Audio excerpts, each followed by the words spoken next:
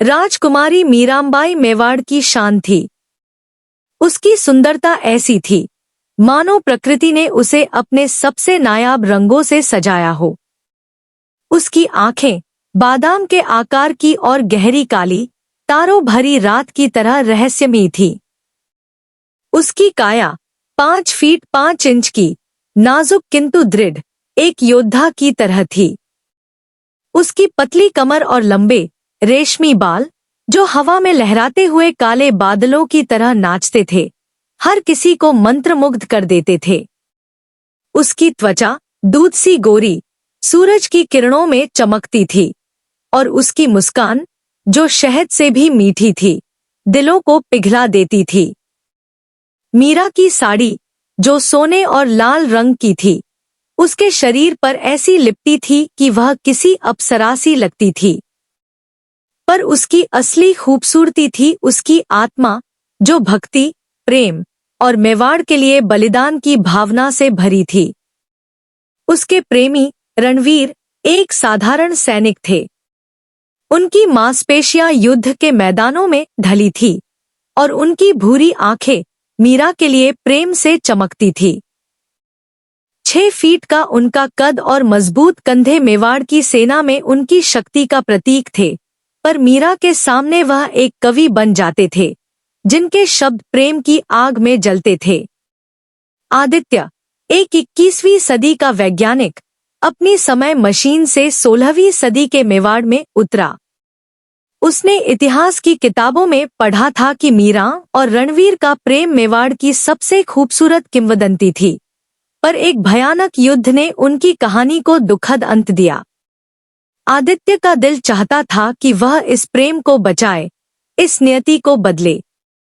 वह मेवाड़ के किले में घुसा, जहां उसकी मुलाकात मीरा से हुई।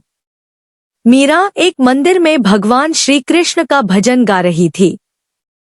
उसकी आवाज इतनी मधुर थी कि हवा भी थम गई। आदित्य उसकी सुंदरता और भक्ति में खो गया, पर उसे याद आया कि वह यहाँ मिशन के लिए है। उसने मीरा को चेतावनी दी, एक युद्ध आने वाला है, जो तुम्हें और रणवीर को नष्ट कर देगा। मेरे साथ आओ, मैं तुम्हें बचा सकता हूँ। मीरा ने उसकी ओर देखा और मुस्कुराते हुए कहा, मेरी नियति मेवाड़ से बंधी है और मेरा दिल रणवीर से। मैं भागूंगी नहीं। मीरा और रणवीर की प्रेम कहानी तब शुरू हुई जब रणवीर ने एक युद्ध में मीरा की जान बचाई थी। उस दिन, जब दुश्मन की तलवार मीरा की ओर बढ़ी, रणवीर ने उसे अपनी ढाल से बचा लिया। मीरा ने उसकी आंखों में देखा और उस पल में दोनों के दिलों में प्रेम की चिंगारी जली। उनकी मुलाकातें अब चोरी छिपे होने लगी। एक रात किले के बगीचे में रणवीर ने मीरा को एक चमेली का फूल दिया और कहा, तुम मेरे लिए वह सूरज हो जो मेरे अंधेरे को रोशन करता है। मीरा ने उसका हाथ थामा और जवाब दिया, और तुम मेरी वह ताकत हो जो मुझे हर तूफान से लड़ने की हिम्मत देती है। उनकी बातें, उनके स्पर्श और उनकी चुप्पियां, सब कुछ एक प्रेम गीत बन गया। आदित्य ने यह सब देखा। उसे रणवीर की वफादारी और मीरा की निष्ठा ने छू लिया, पर वह जानता था कि मेवाड़ पर हमला होने वाला है। उसने रणवीर को समझाने की कोशिश की, तुम मीरा को लेकर भाग जाओ, युद्ध तुम दोनों को निगल लेगा। रणवीर ने जवाब दिया, मेरी जान मीरा है और मेरा धर्म मेवाड़ है। मैं दोनों को नहीं छोड़ सकता। मेवाड़ पर युद्ध के बादल मंडराने लगे। दुश्मन सेना, जो पड़ोसी राज्य से थी, मेवाड़ को जीतने की योजना बना रही थी। आदित्य ने अपनी तकनीक का इस्तेमाल कर दुश्मन की योजनाएं जान ली। उसने मेवाड़ के सेनापति को चेतावनी दी, पर नियति ने उसका साथ नहीं दिया। सेनापति ने उसकी बात को एक जासूस की साजिश समझा और उसे बंदी बना लिया। जेल में बैठे आदित्य को मीरा ने चुपके से मुलाकात की। उसने कहा, मैं तुम्हारी बातों पर विश्वास करती हूँ, पर मेरा प्रेम और मेरा कर्तव्य मुझे युद्ध के मैदान में बुला रहे हैं। आदित्य ने उससे विनती की, मीरा, तुम्हारा प्रेम अमर है पर तुम्हारी जान बच सकती है। मीरा ने जवाब दिया, प्रेम जीवित रहने में नहीं, बलिदान में है। युद्ध से पहले की रात मीरा और रणवीर ने किले की छत पर एक आखिरी मुलाकात की। चांद की रोशनी में मीरा ने रणवीर के लिए एक नृत्य किया। उसकी साड़ी हवा में लहराई और उसकी हर अदा रणवीर के दिल को छू गई। रणवीर ने उसे अपनी बाहों में लिया और कहा, अगर यह हमारी आखिरी रात है तो मैं इसे तुम्हारे साथ जीना चाहता हूँ। मीरा ने उसकी आंखों में देखा और कहा, हमारा प्रेम समय से परे है रणवीर। हम फिर मिलेंगे, चाहे इस जन्म में या अगले में। आदित्य, जो जेल से भाग निकला था, ने यह दृश्य देखा। उसका दिल टूट गया, पर उसने ठान लिया कि वह इस प्रेम को बचाएगा, चाहे उसे समय के नियम तोड़ने पड़े। युद्ध का दिन आ गया। मेवाड़ की सेना दुश्मनों से घिर गई थी।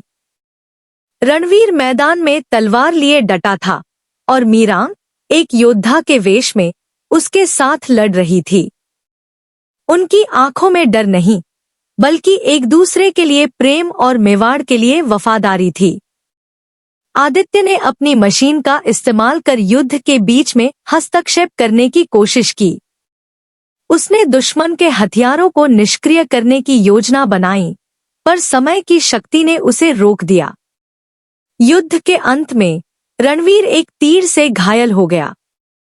मीरा ने उसे अपनी बाहों में लिया। उसकी आंखों से आंसू बह रहे थे, पर उसने हिम्मत नहीं हारी।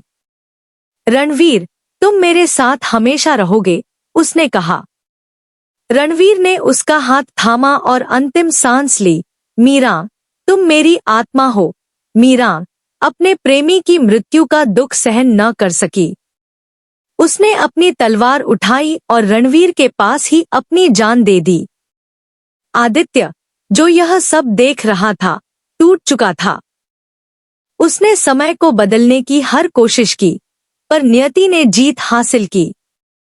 वह अपनी मशीन में लौटा और आंसुओं के साथ मेवाड़ को अलविदा कहा। पर जैसे ही वह पोर्टल में प्रवेश करने वाला था, उसे मीरा की आवाज सुनाई दी, प्रेम कभी हारता नहीं आदित्य। हमारी कहानी समय में अमर है। मीरा और रणवीर की कहानी मेवाड़ के इतिहास में एक दुखद किंवदंती बन गई। उनका प्रेम युद्ध की आग में जल गया, पर उनकी आत्माएं समय के पार एक दूसरे से जुड़ गईं। आदित्य ने सीखा कि कुछ प्रेम कहानियां बदलने के लिए नहीं, बल्कि याद रखने के लिए होती हैं। यह कहानी प्रेम, बलिदान और समय के अटल नियमों की है। एक ऐसी कहानी जो हर दिल को छू लेती है और आंखों में आंसू छोड़ जाती है।